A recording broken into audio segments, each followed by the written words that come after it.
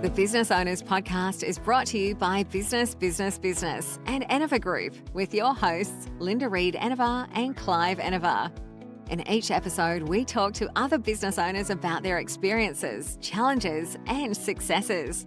We'll also share tips and advice on how to grow your business and achieve your goals. If you're a business owner or you're thinking about starting a business, then the Business Owners Podcast is for you. Welcome to the Business Owners Podcast. My name is Clive Enever, and along with Linda Reed Enever, I am your host. I am a business strategist and I help people engage more effectively with more of their ideal client more often. Today I'm having a conversation with Erin Pavane of Sanderson Yachting about building a business around long-term trust. Hello and welcome, Erin. Hey, thanks, Clive. Thanks for having me. It's an absolute pleasure. I'm looking forward to discovering all there is to discover about yachting. But of course, I know you're not here to talk just about yachting. You're here to tell us about trust. So I'm going to have to take your time later to find out about yachting. Sounds good. How on earth did you come to get into yachting? It's a very long story, Clive, but I'll give you the abridged version. I had started a business with a friend of mine in the staffing industry, and we built a very successful business for a couple of years, but had very different ideas about the best way to move the business forward. And it just got to the point where one of us had to leave, and it just felt it was the right time for me to move out, move on, get out of an office and that sort of thing. And I thought I was going to do that the rest of my life, and my entire life was upside down. I had no idea what I wanted to do next. And so I went for something safe, and I just started applying for jobs on LinkedIn. And the next thing you know, I'm on a plane out to Australia, to your neck of the woods out there, and got into the yachting industry and was working at a tech company first and then got into the yacht brokerage side of things, and the rest is history. Yeah, it's pretty tough to have to come to Australia and deal with yachts. I guess that was probably yachting mostly on the Queensland area. Yeah, so we were in Sydney when I came out there, and I brought my little sister with me at the time. I worked for a full week and on an exact opposite time schedule of what my body and mind wanted. And so that was a lot of fun. That's a big shift. And we headed up to Port Douglas and we did the Great Barrier Reef and everything out there, and did get to enjoy some stuff. Not necessarily yachting, but got to enjoy some of the beauty of Australia. Yeah, it's a rather attractive area, really, of the world. Australia seems to have lots of that. Did you get a look at the Great Barrier Reef? We did. What is it called? The Stingray suit and all. Full head coverage. I think the only thing that was exposed were my toes, which was still pretty scary. Survived. Still here to talk about it. Very good. Now, I should ask you all the deep questions, Erin, so that we really understand who Erin is. Is it coffee, tea, or something else? You're going to laugh, but I'm a coffee drinker, but I drink decaf because I love the flavor, but I really just don't need the caffeine anymore. I found that after I gave it up, I just still had an amazing amount of energy after detoxing for about a week and feeling like couldn't even get out of bed. But like the other side of caffeine. Yeah, I'm sure the caffeine is something that none of us need, but a lot of us seem to use it as a crutch. However, I'm pleased you've seen the light and made the move. Are you an early bird or a night owl, or can you do a bit of both?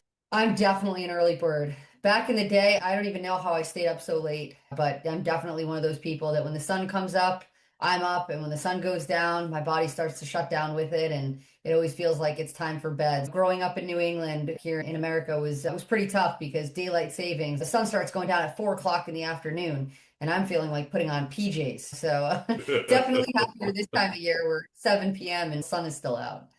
Very good. But I guess that sort of approach to life, up early in the morning, go to bed when get sleepy when the sun goes down, that probably fits with yachting. It does indeed. And given you have all of that time when you're slowing down, what book are you currently reading and why can't you put it down? I'm not a physical book reader. I know some people are really into the physical books. I'm really into Audible. I love listening to podcasts on Spotify. Right now, I've been listening to Diary of a CEO. I'm just so inspired by everybody on the show that he brings in. I love hearing the stories, how they got to where they are, what the white space was that they saw in their industry, and how they built something in a world that feels like there's nothing new that you could ever come up with. I really just love to be inspired. It just keeps me energized and invigorated and moving forward. Excellent. That's the sort of stuff we like to hear. Given that, what's one word to describe your journey so far? Reinventing, I would say, is probably the most concise word I could use. I've been in a lot of different industries, and from nonprofits and associations to tech sales to staffing and now yachting. And getting into yachting, it's like I just started to realize that everything I've done up until this point has prepared me for this chapter of my life. So understanding kind of the nuances of how organizations and associations and nonprofits work, and how to do sales, and how to work with the public from staffing, and all of these different things, understanding the technology and the importance of a good tech stack in your business. And yeah, that I would say, just as I've evolved and reinvented and started over a bunch of times in different industries, they've all kind of somehow built off of one another. So That's actually a really important point for our listeners, I think, Erin. All these different things that you've been involved in, what do you think is the key feature or features that have been constant or consistent through each of the different industries or areas you've played in? that is a great question. I think they've all required building trust. I think that's been the biggest theme in anything. Whether you're truly in sales or you're a business owner, you are doing sales. You are a salesperson. And a lot of people don't realize that even about themselves. That's what they're doing. And I think that building trust is just so important, not just in high ticket sales like yachting and things like that. Being able to be clear with a client, being able to build credibility. Hey, I've done this, I've seen this. Having a level of leadership. So, not even really selling, but I think when I tell a client now, and even back in staffing or what have you, knowing the businesses, knowing the yachts, knowing the crew, right? It instantly builds that confidence for a client to have in you. I mean, these are, especially in yachting, these are not inexpensive investments. Someone could be spending a couple $100,000 on a 1 week yacht charter, right? Even if they're spending $25,000 on an all-inclusive in the BVI, that's still a lot of money for someone, right? Everything is relative, but I think it's also being able to educate, right? Being able to guide people through all the things they don't know. So we have a lot of people that come to us and it's their first time ever going on a yacht charter and they don't know what they don't know. So it's really taking the time to understand what their vision is for the vacation and then really simplifying that process, telling them what we feel like they need to know based on having done this for all these years. And I think making sure that we ask the right questions, just like in any other industry I've been in. What are those right questions? How do we get clear on what they actually want the experience to feel like? Because as I know you always say, people make decisions based on emotion, right? And so how do they want to feel? And those feelings are really what's going to perpetuate the decision that they make. How do they feel about you when they leave that conversation? Do they feel heard and understood? Do they feel like you know what you're talking about? Do they feel like this is a good investment? And whoever gives them that feeling and can get into that emotion, that's the person they're going to go with. So I think all of those kind of underlying themes are all the same across industries. There you go. I'm pleased to hear you say that. And I was pleased to hear you say that you recognize that a lot of people don't know what they don't know. Because I can imagine, Erin, if I came speaking to you about the U-Butte yacht trip for whatever purpose, I'm all excited, new bright shiny object in front of me. We tend not to see, as purchasers, we tend not to see pitfalls. Do you think it's important to point out the things that we don't know? I do. I think it's very important. It's interesting that you say that because I think a lot of people come to us and they think they know what they want or they have a vision of what they want. I'll have someone maybe say to me, and we get this a lot, right? Because Florida on a map looks so close to the Bahamas. And people will be like, I want a yacht. I want to pick it up in Florida and I want to go out to the Exumas. And you're like, oh man, like that sounds great. You don't have to get on a plane, you don't have to fly, whatever.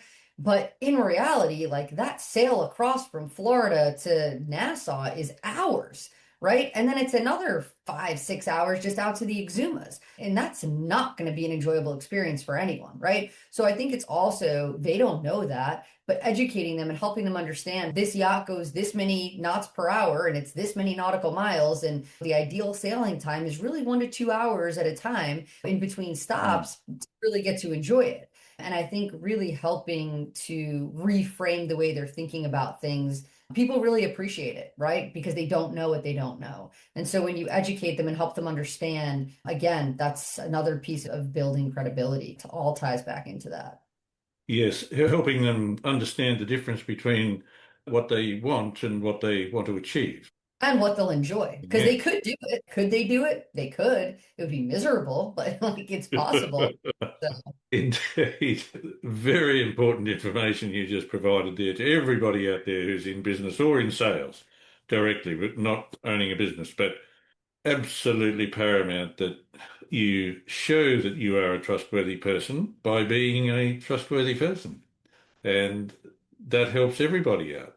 So along your journey, did you find yourself running into a mentor or a coach, somebody specific, or a book, for example, that matter, that really spurred you on, inspired you? there were two kind of turning points, I guess, in my life that I can put a finger on. The first one wasn't necessarily a coach or mentor. He was my boss. And I was young. I was in staffing. I had no concept of the money that I was making at the time. And I was pretty excited about it. I went out and bought a little boat for myself and whatever. And he recommended this book to me called How to Win Friends and Influence People. And at the time, I was like, what?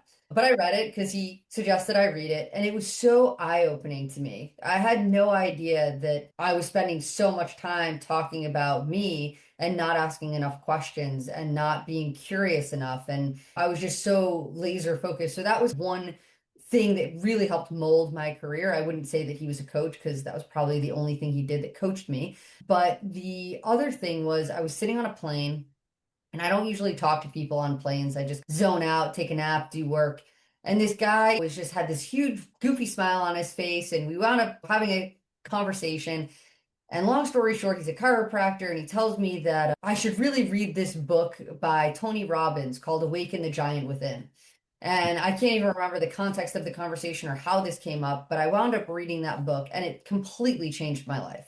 It awoke the giant within me. And Tony Robbins has been, I'm sure for many people, just a total inspiration. But I've never had a true coach or mentor in the way that you're the question per se, but those are the two things that are the closest. And we noticed that in that early job, you went out and you bought yourself a little boat. I First step did. into yachting. First step into yachting. Not quite a yacht, but I had a lot of fun. It was a little bow rider that we used in Rhode Island, the ocean state. Who doesn't have a boat in the ocean state, right? It was meant to be. Now, we already know, Erin, that sun goes down, you're in your jammies. How do you balance your personal life with your business life? Because you're obviously very busy, you're doing a lot. It depends who you ask. I would say that's probably my biggest challenge is I have a really hard time separating work from my personal life. I'm always working. My brain is always thinking. I respond to clients on the weekend. I answer calls in the evening. And I think it's also in my mind, and maybe it's a justification, but I think it's also part of just being in luxury, right? Selling in the luxury market. I think so many people think that luxury is a thing that you sell. And I really just don't think it is. I think everybody is luxury. Everybody is using these terms, but I think it's more about how you act, how you engage with your clients. It's about showing up. It's about every touch point in that customer journey. It's about being there when they need you and when they're ready to engage. And for a lot of these people, they're business people, they're working. And if 7 o'clock at night is when they're available and they can return your call, I want to be the one to take that call before they call that other broker that called them earlier in the day who's not going to take their call, right? And so I think those lines do get blurry. But for me, the only way that I can separate is to block my calendar. I literally have blocks on my calendar that just say block. And I try not to book any meetings during that time. And it's an opportunity where if I can catch up and, with everything I have to do before that block, I can go enjoy time with the family. Not an easy thing. That's definitely something I struggle with. But it's doable, at least to a point. Yes. That's good. And you mentioned about people coming to you and they're very excited about what they want, but don't necessarily understand that there are pitfalls left and right. When you have a prospect in front of you and you recognize that, hang on, what I have isn't right, how do you explain to somebody that what I've got in front of me for you isn't going to work? Do you send them down the road to Bill Smith or do you just turn your back and run away like some people do? Yeah, that's a great question. Look, I think there are people who want a bare boat, which is just to rent the boat itself. We don't do that. We made a decision very early on that just wasn't going to be a business we were in. And the same thing with Captain Only. We really just want to sell luxury. And if my client's not going to have a luxury experience, I'm not interested in selling it. And yeah, in those cases, those are oftentimes a lower ticket deal. And I will send them down the street. I will give them the name of some other people that do bareboat and do it well. And there's plenty of those out there. But one thing I did start to notice a couple years ago, not that long, maybe last year, was that people were looking at us and they're looking at the Ritz-Carlton yacht collection, which is relatively new, right? And it was this recurring theme of all these people, well, they're looking at a private yacht and they're looking at the Ritz-Carlton. And I was like, this is crazy. I'm losing all of these deals, not to a competitor, but to the Ritz-Carlton. And obviously, as salespeople, we're all biased. We all want people to buy what we're selling. And trust really comes from being unbiased. And so I jumped through a lot of hoops and it took me many months, but I actually wound up being the first yacht charter brokerage to be able to sell the Ritz-Carlton. And so we now are able to offer the Ritz-Carlton yacht to our clients. And it's one way that we've overcome that obstacle, or just not having to be biased. When that's the closest thing they're comparing us to, why not bring it in-house? Why not make it a solution for them so that we can continue to be unbiased? Because if they go to the Ritz-Carlton, they're going to get one perspective. If they go to a yacht broker, they're going to get one perspective. If they come to Sanderson Yachting, they're going to have an unbiased experience with us talking about the pros and cons of each and really being able to focus on what's best for the client, which we like to do anyway, but it just puts us in a much better position to be able to do it. And I think that's just kind of one example of how we put the client's interests first. Which, of course, goes back to trust. But you highlighted another very important point in business, the strengths, weaknesses, opportunities, and threats.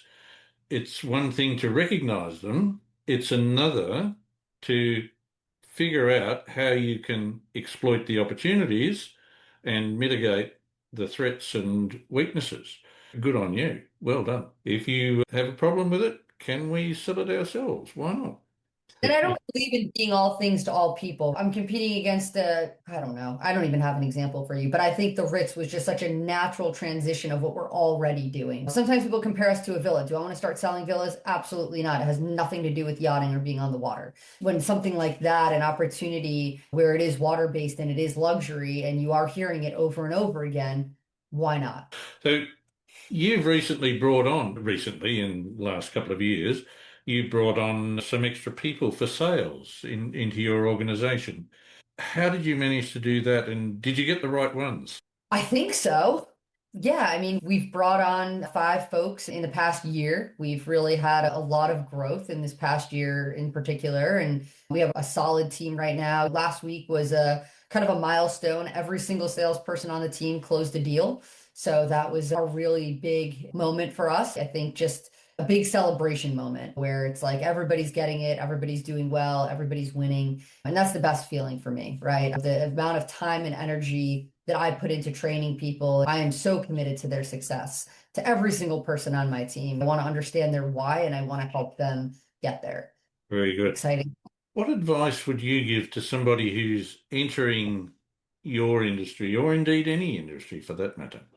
What advice? That's such a broad question. And in what context are we talking about? Trust. In terms of trust. How a person can move into your business in particular, or any business if that suits, but be a person that others will trust.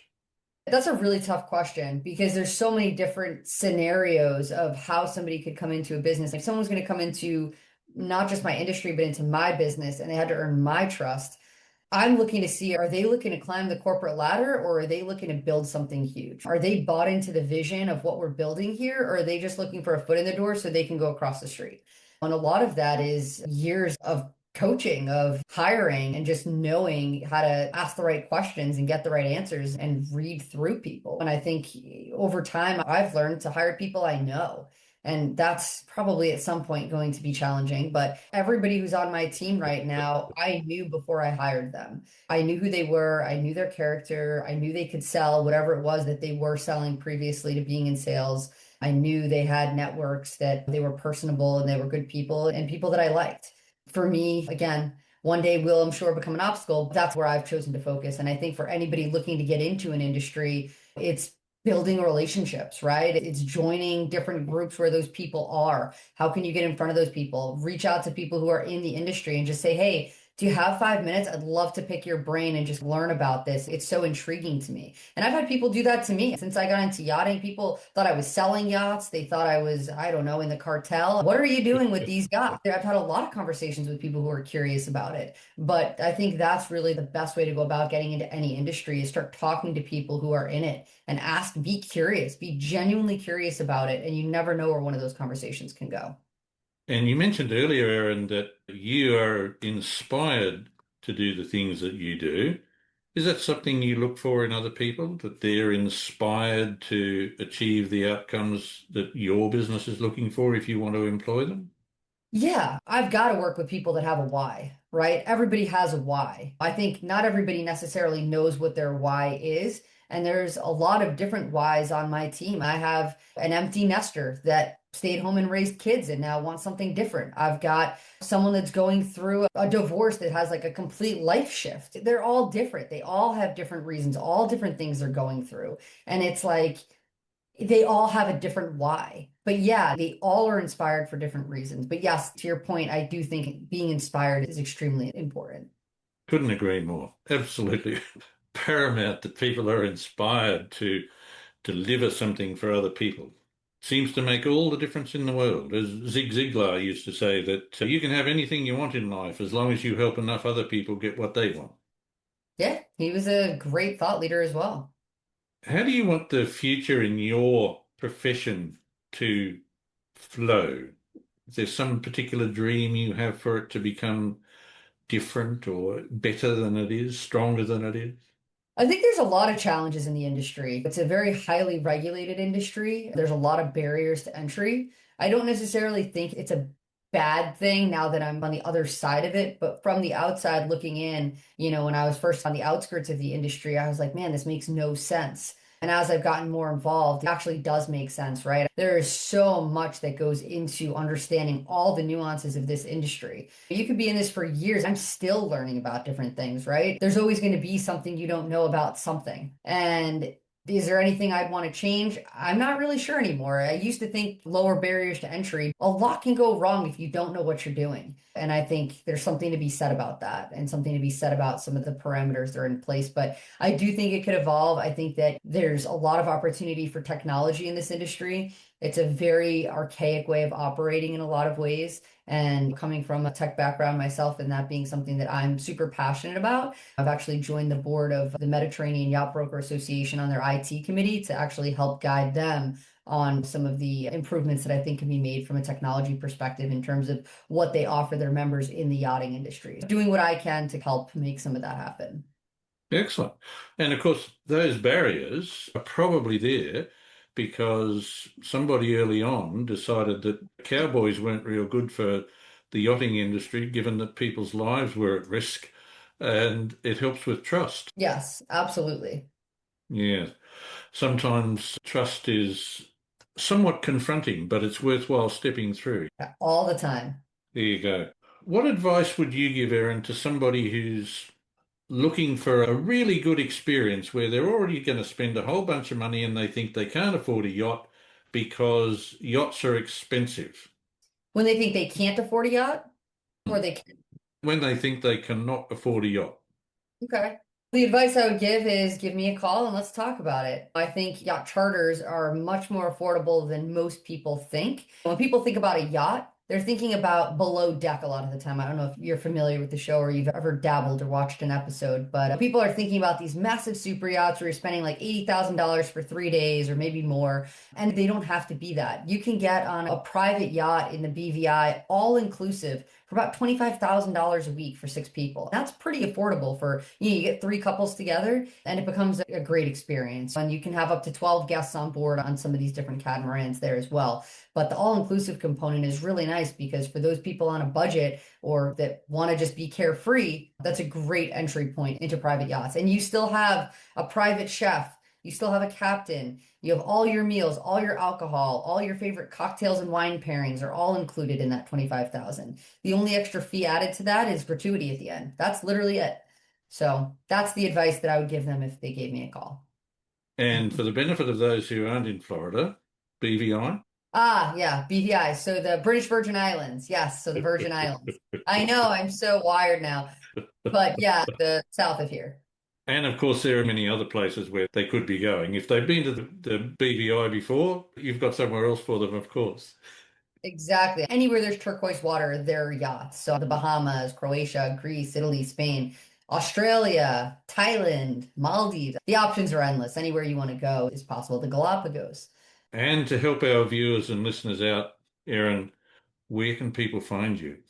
They can find me on LinkedIn. They can find Sanderson Yachting on Instagram, YouTube, TikTok. And if you want to get in touch with me personally, all my contact info is on our website, sandersonyachting.com, on the About Us page. That's Sanderson Yachting, all one word, sandersonyachting.com. Yeah. Thank you, Erin. This has been a wonderful conversation because I have found it actually difficult to find somebody who's prepared to talk about how to build trust and so on. And you've been so open and friendly about it. That's really great. For the benefit of our listeners, thanks for being here. And be sure to check out all the back catalogue because just like with Erin, there's gems of wisdom in every one of them. And we'll be back shortly with another podcast. Thanks for listening to the Business Owners Podcast. We encourage you to connect with us on social media and join our community of business owners at businessbusinessbusiness.com.au.